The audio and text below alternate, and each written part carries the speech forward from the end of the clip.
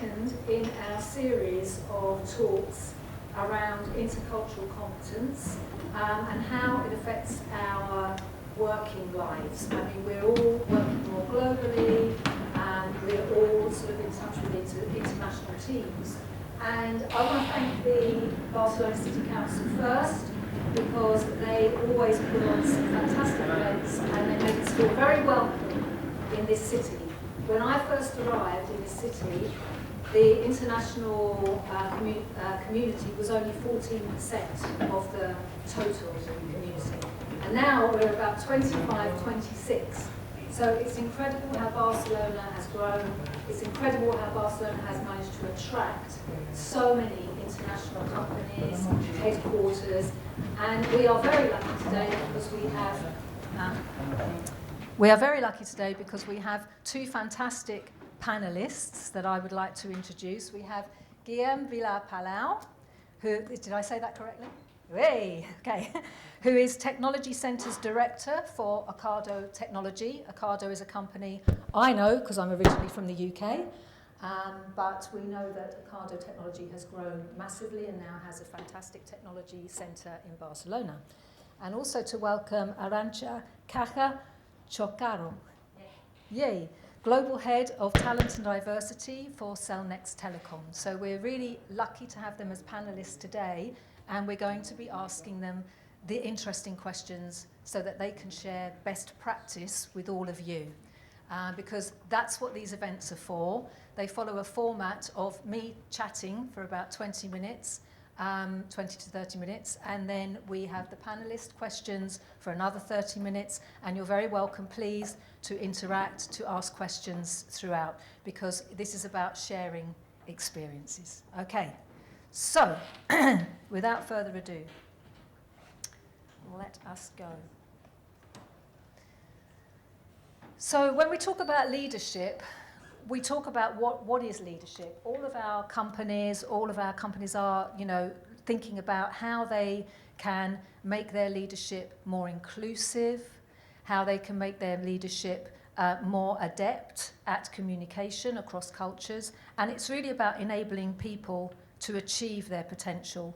But the really important point here is that in an environment that supports achievement, and that's all of your companies. That's all of your companies supporting that achievement. And this is a quote by Jim Cowses, who is a best-selling author. He wrote a book called The Leadership Challenge, which is very interesting. I would recommend it. And we sort of talk about leadership topics. When we talk about leadership topics, we talk about conflict resolution, we talk about effective communication. I mean, how many times have you seen these on leadership programs? All of you, you've been involved in leadership programs, I'm sure, and these are the kind of topics that we talk about. But there's something really critical in international environments that is missing from this list. Does anybody know what that might be?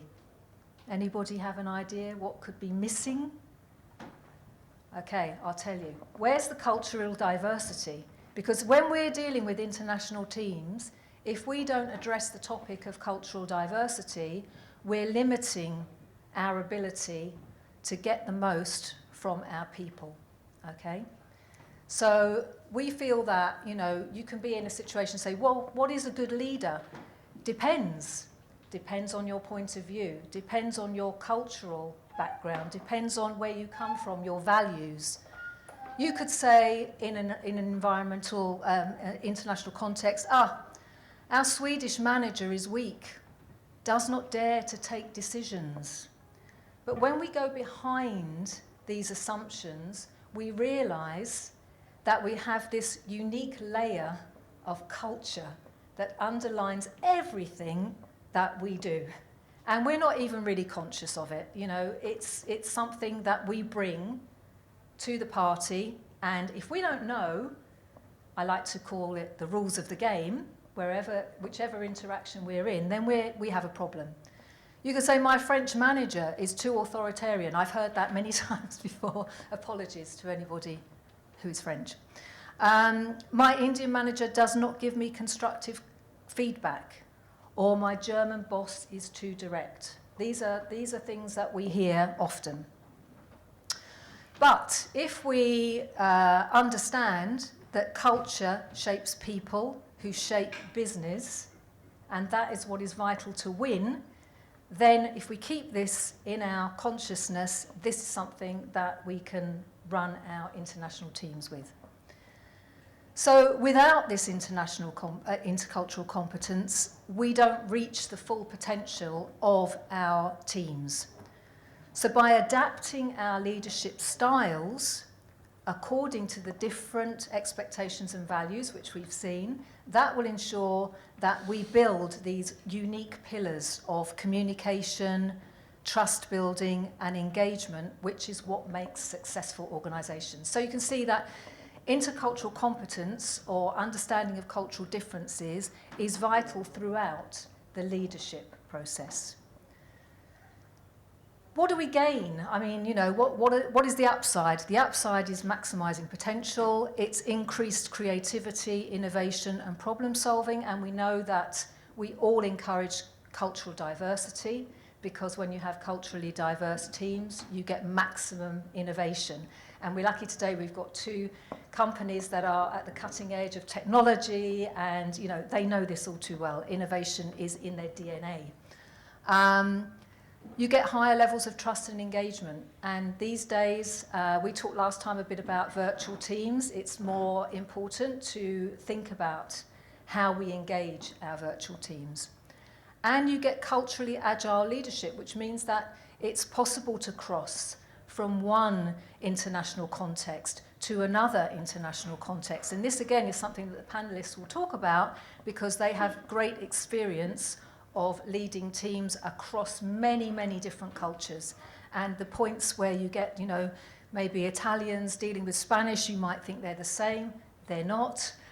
You might get Danish style of authority clashing with German style of authority. How do you maximize these cultural agile leadership situations? If you don't think about intercultural competence, you end up with misunderstandings. That's the first thing. And it's something that can be avoided. It's something that you need to address.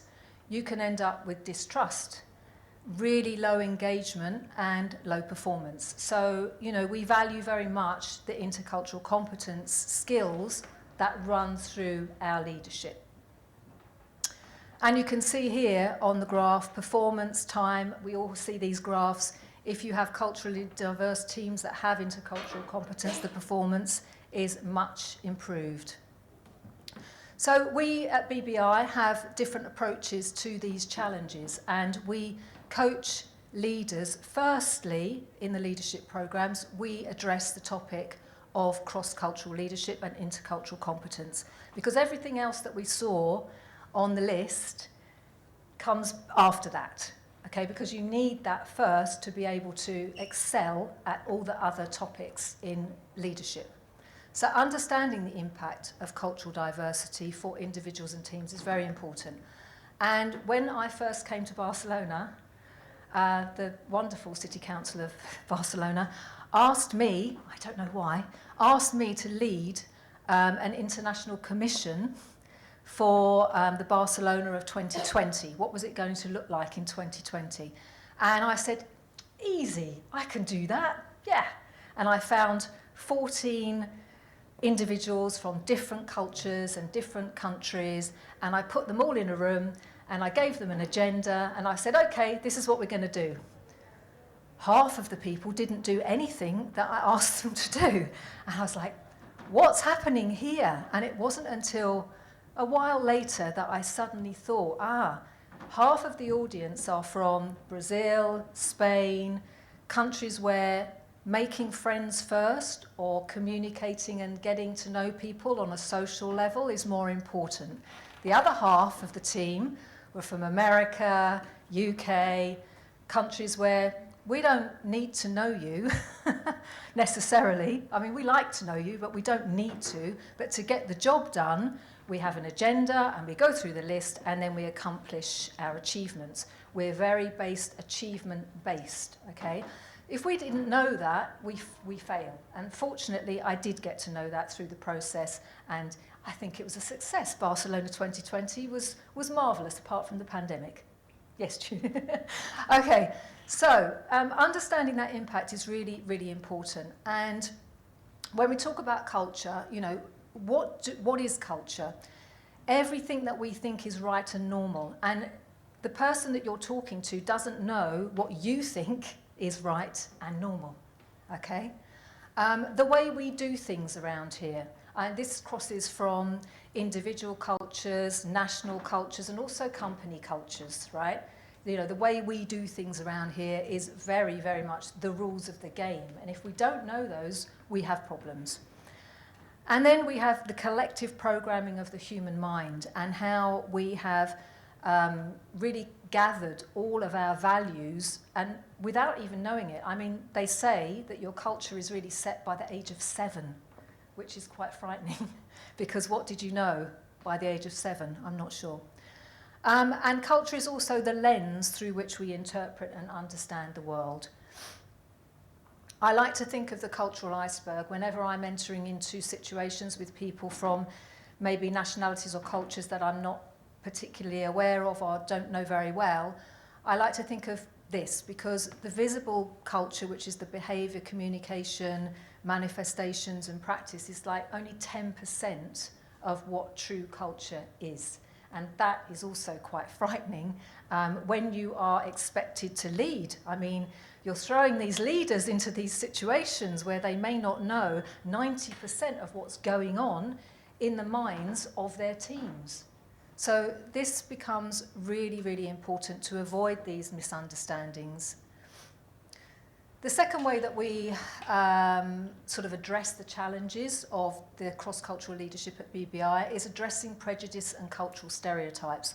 I think today you cannot avoid making these subjects something out in the open. You know, let's be more open, let's be more inclusive, let's really, you know, get to the bottom of this and have those conversations.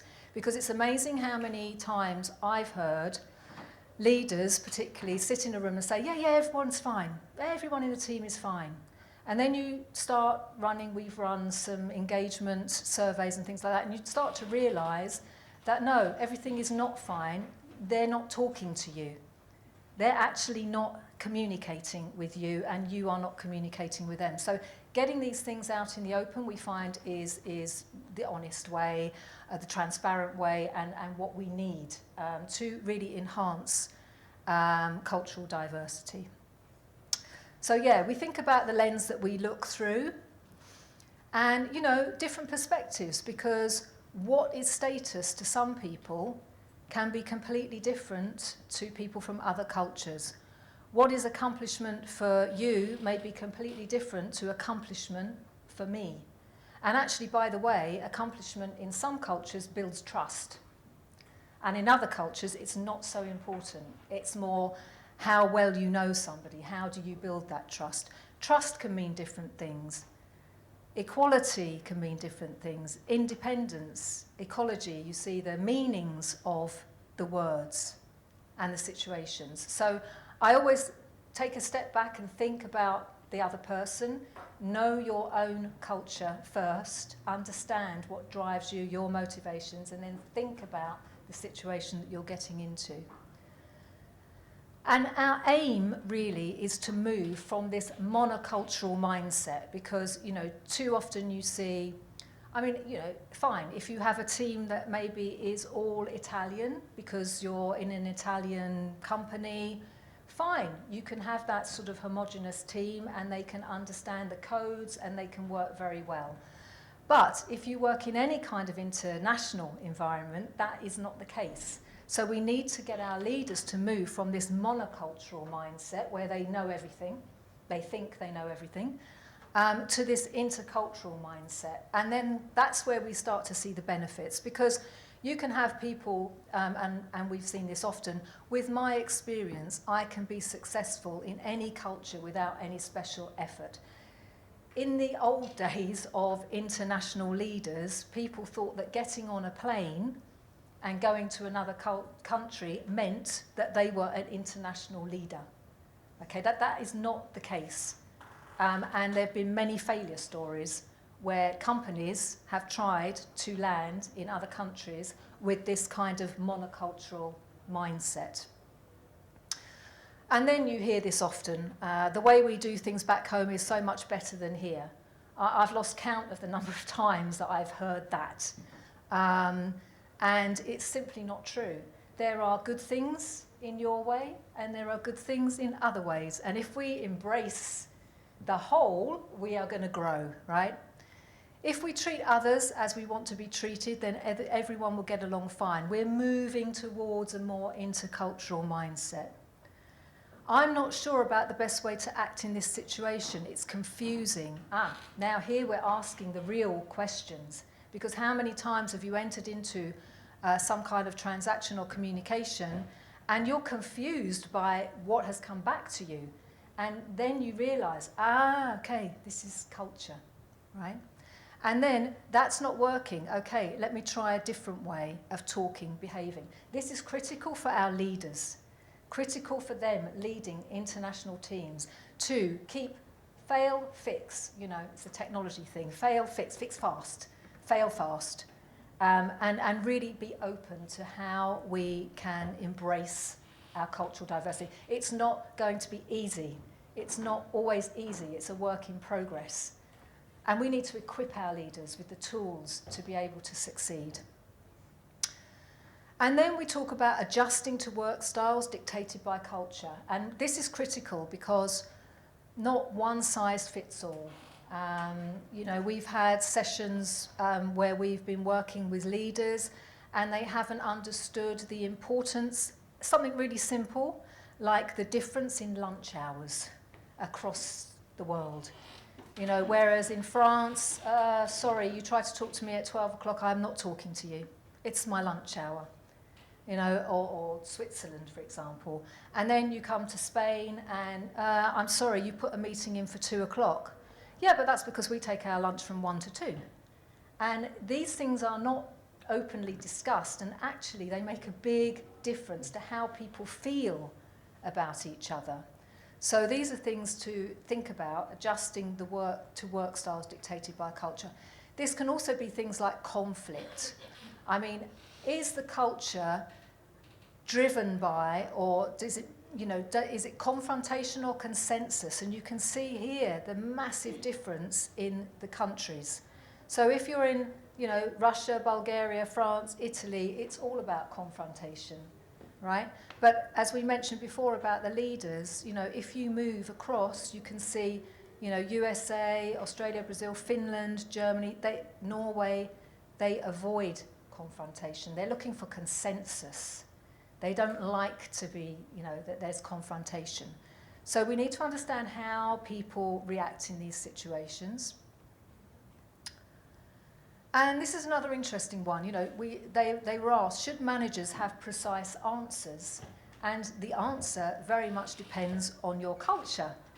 And it's quite incredible that, you know, when you look at it, should they have on hand answers for most of the questions that subordinates may raise about their work? You can see that in Sweden, it's incredibly low. Why is that? We have to keep asking ourselves, this is culture, because, you know, in Sweden, it's not like a hierarchical nation. I mean, everybody is equal. And when you move to the more hierarchical nations, you can see Spain, China, Japan.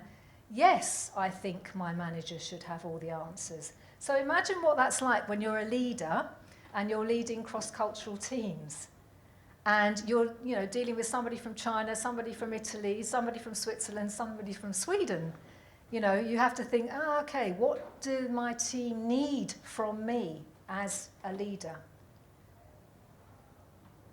And then, you know, leaders, what is good feedback? We often hear, you know, I cannot perform without positive feedback. I don't get the positive feedback I want. You can have a sort of, you know, Spanish person in the US, I don't understand this sandwich technique. There was a very famous case, actually a French person in the US, who went into the first performance review. And the manager said, yeah, I think you're doing really good on the tasks that I've seen you perform so far, but I feel that your attitude with the other team members is a little off. However, I'm sure that we can rectify that. Now, that is a classic sandwich. You give the good news, the bad news, the good news. But what you're really saying is the bad news, okay? And of course, the French person came out of the performance review and said, that's the best review I ever had in my life. Because in France, they go straight to the bad news. And it's bad news, bad news, bad news, okay? So this is culture, and this is leadership, and this is understanding these things. An Indian person in Sweden, because in Sweden, not necessary. If something's really bad, you know, but if everything's good, I don't need to let you know. And the Indian person is like, I don't trust my manager. He never gives me feedback. Am I doing a good job? Am I going to get the sack? What's going to happen? So it leads to this sort of mistrust and misunderstanding if you don't factor in the cultural differences.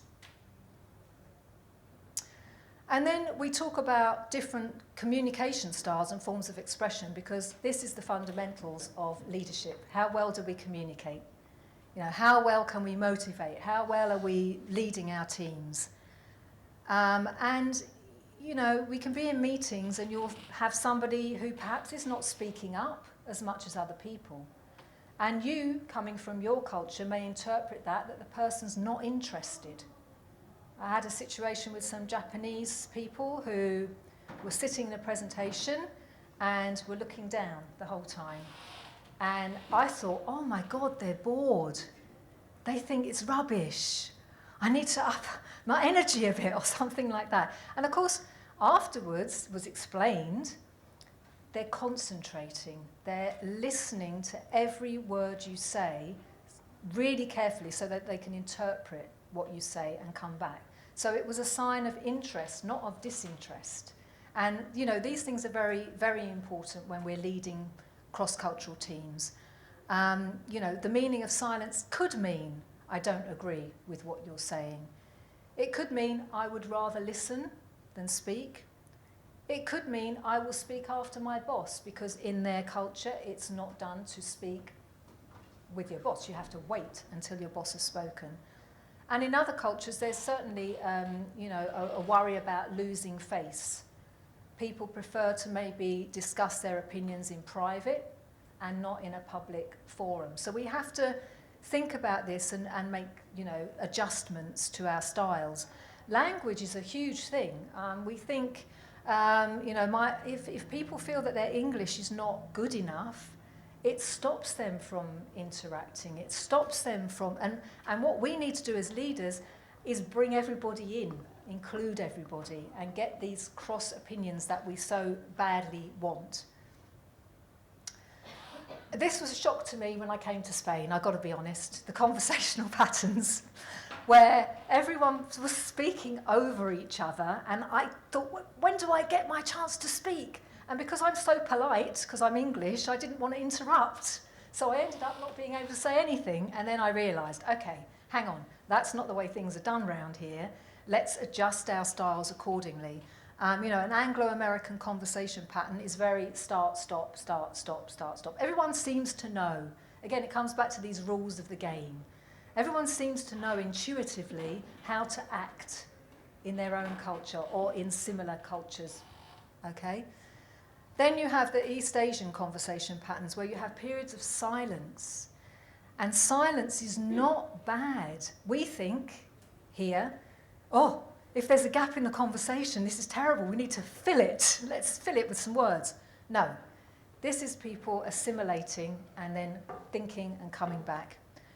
And Latin American conversation pattern is obviously, hello, Alejandro. I have many conversations with Alejandro. And, you know, this is the way it is. When we come to delegating and giving guidelines, which is what our leaders have to do, we also have to think about this, how it's interpreted more than anything else. Because if a leader is more of an autocratic leader, you know, this is the way I like to do things, this is the way it's done, that is not going to work with some people. So your team could interpret from one culture, I really like the way he gives me clear guidelines. But from another culture, you could think, he doesn't trust me. He micromanages me. And this also is something we need to learn to adapt. And then let's add the additional challenges of global virtual teams. I mean, we've all now returning to work, but some companies, very famously this week, Airbnb, have said to their staff they can work from anywhere, which sounds like tremendous freedom, but how that works in real practice, we'll see. It's a great experiment for us all to follow. But the fact is that hybrid teams mostly are here to stay. We are working across cultures globally, and so we have to factor in this to our leadership, because there are virtual meetings, there are virtual presentations. How do you build relationships? How do you build trust? How do you communicate in the correct style? What is your approach to time and order? We mentioned, you know, we did a training in Barcelona, a real life in-person training. Gosh, that was fantastic in February. And that was the main thing. It was a virtual team that came together for the first time so they hadn't met each other. And what they really, really came out of those meetings was the different communication styles, the fact they hadn't been able to build relationships virtually. It was very difficult. They hadn't considered that. They hadn't factored in time to do that. And their approach to time and order, because of these lunch hours, people were building mistrust, and you know, people were not happy because people were putting meetings in at the wrong times for them. And then we have to think about, you know, what are the expectations of leadership, as we saw before, micromanaging for some people, or being really straightforward for other people. We need to factor that in too. And so we need to develop our intercultural competence. So as we said, the first thing is becoming aware of your own culture, then understanding and respecting these other cultural perspectives, thinking about the gaps, because there are the gaps, and bridging these culture, creating shared frameworks to eventually benefit from cultural diversity. That is a very, very, very brief overview. I'm sorry we can't go into it in more depth, but I hope that you've seen that there is such variety between the different nationalities. And really, you know, when we come to this whole topic, we have to think about diversity and inclusion and intercultural competence as a wheel. Okay, so diversity, the who, the diverse mix of people, the focus on impact of differences at work. Inclusion, the what, the mix of people feeling valued, respected and engaged, and on experience of belonging, which we know in organisations with the great talent shortages that everybody faces is fundamental to success, and often is our only competitive value, okay? So think about intercultural competence in the wheel, how to make this mix work. Focus on competence, and we have tools to actually measure competence now, which are invaluable, and I hope one of our panellists will talk to us about that and how that's been implemented in their company.